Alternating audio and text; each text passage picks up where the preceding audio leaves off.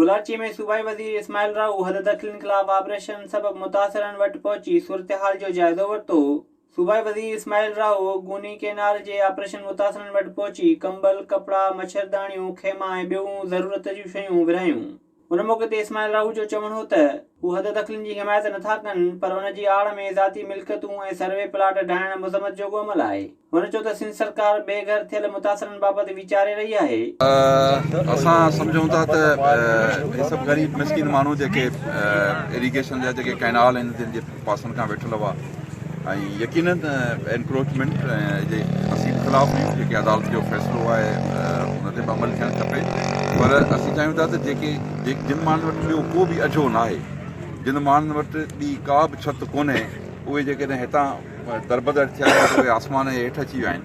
उन्हनि जी कल्ह काबीना में बि इहो इन ते डिस्कस थियो ऐं इन ते बाक़ाइदे कंसर्न छो थियो ॾाढो, ऐं उन में इहो ई आहे त जेसिताईं असीं अल्टरनेटिव उन माण्हुनि खे करे ॾियूं, जेसिताईं उनखे रिहेबिलिटेट कयूं या उन्हनि खे माण्हुनि खे जेकॾहिं उछारियो थो वञे त पोइ उन्हनि खे ॿिए हंधि असीं को प्लॉटिंग करे ॾियूं या का ॿियो अल्टरनेटिव उन्हनि खे मुहैया करे ॾियूं, तंहिंखां पोइ ई उतां उन्हनि खे उछारियो वञे। कारण सां एतिरा सारा ग़रीब मिस्किन माण्हू जेके आहिनि से बिल्कुलु बेघर था थी वञनि।